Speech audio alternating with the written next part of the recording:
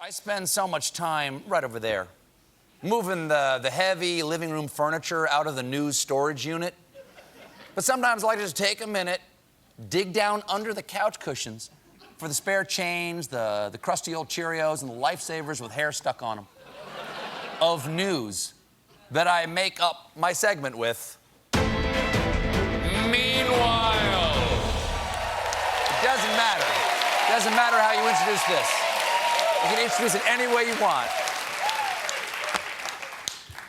Meanwhile, Game of Thrones author George R.R. Martin says he's working on a video game while he finishes the final 2 books in the series. Oh no, that might make the writing of those books go slowly. According to reports, it's not clear whether the game has anything to do with Martin's books. To be fair, it's not clear whether George R.R. Martin has anything to do with his books, because he's been working on The Winds of Winter for 8 years. And as far as we know, it's just one page that reads, Chapter 1, maybe Ned Stark comes back or something else. Meanwhile, if you're an NBA fan, here's a very bold opinion from the Wall Street Journal about the Golden State Warriors. The Warriors would not be a dynasty without Steph Curry, Klay Thompson, Draymond Green, Andre Iguodala, and Kevin Durant. That is a hot take. Yeah. Bold. They also offered the penetrating insight that the Beatles might not be as popular without John, Paul, George, and Ringo.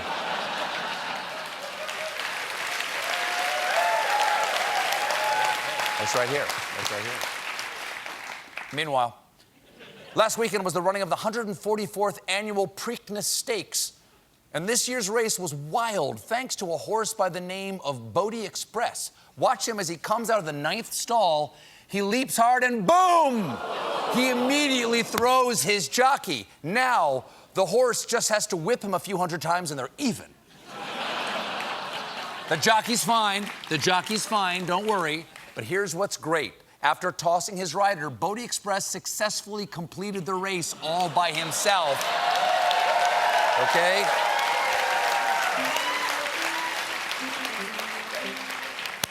I guess we know who the Garfunkel is in that relationship.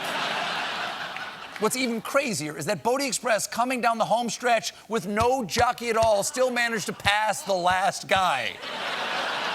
That jockey's looking at a very tough year-end performance review.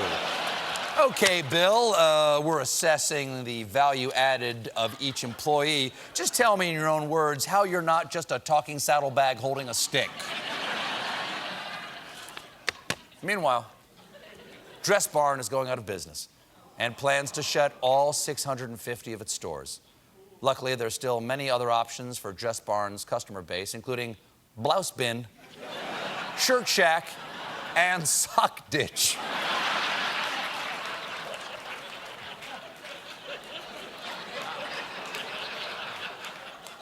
Meanwhile, it's graduation season, and one new college grad went viral this weekend for celebrating in style.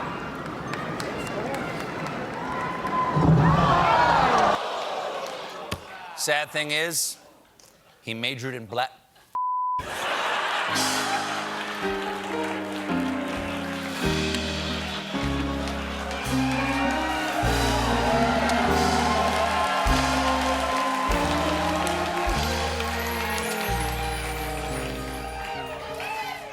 Who's up now?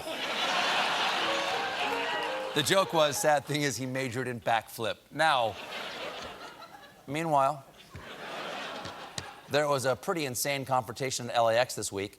It all began when an Enterprise shuttle bus and a Jeep collided. Then the driver of the Jeep began pounding on the bus window hard enough that it shattered. So the bus driver pulled a gun on the Jeep driver, and the driver of the Jeep pulled a knife. So both were arrested. Then another Enterprise employee was also arrested because he is believed to have been passed the gun and tried to hide it. In other words, relatively pleasant day at LAX. We'll be right back with